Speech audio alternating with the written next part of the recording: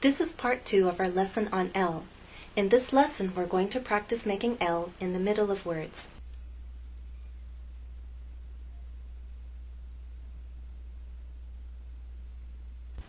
Let's begin by reviewing how we make the L sound in general.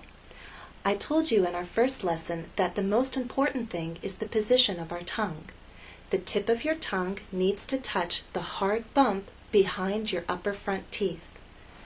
In a drawing, it looked like this: upper front teeth, lower front teeth. This is that hard bump behind your upper front teeth, and this is the roof of your mouth. The tip of your tongue needs to touch that hard bump behind your front teeth. That's the main point of contact. Okay.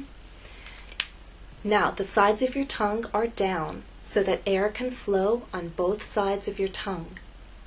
Your lips are gently rounded, and you need to use your voice.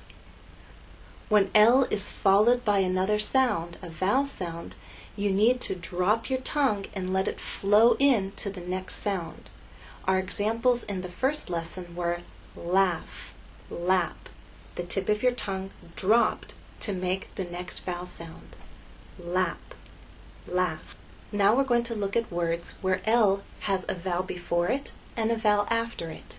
For example, in the word alive.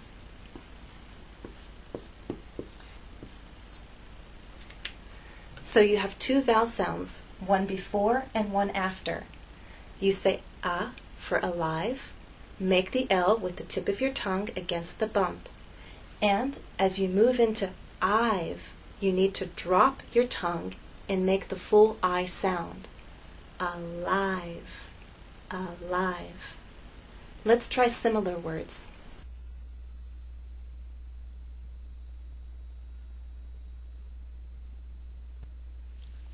Exercise 1. Listen and repeat after me. Alive. Smallest. Tallest. Olive. Ceiling. Feeling. Palace. Calling. Falling.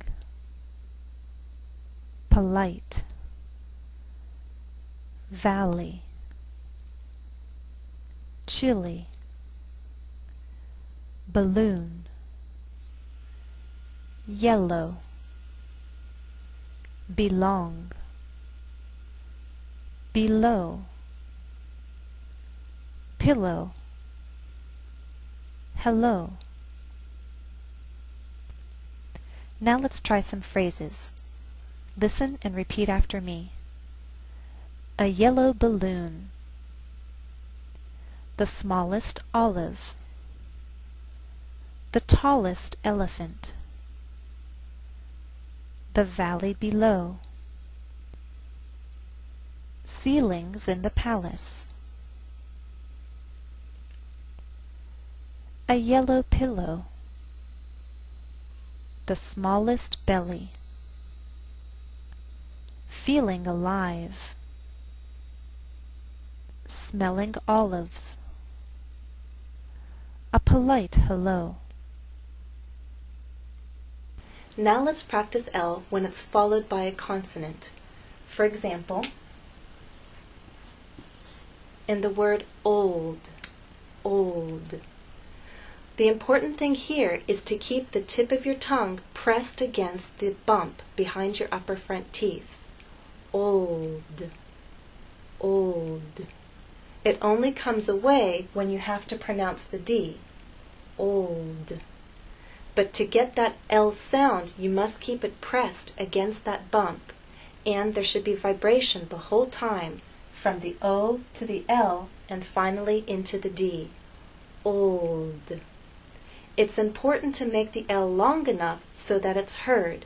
If you try to say this word too quickly, people may not hear your L.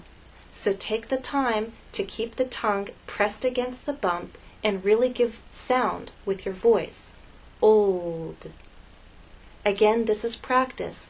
Sometimes it's best to exaggerate so that you can teach your mouth how to work in the way that's needed.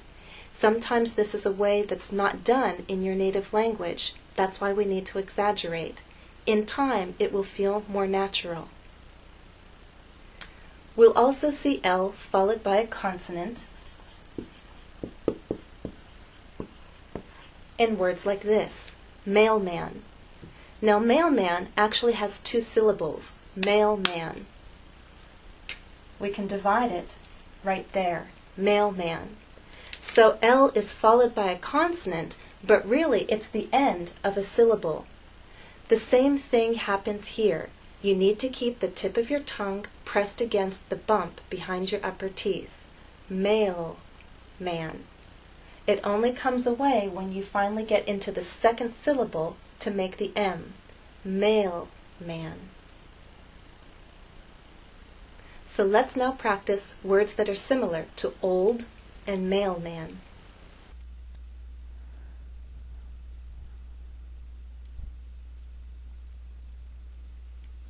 Exercise 3. Listen and repeat after me. Mailman, dolphin, healthy, always, railway, hallway,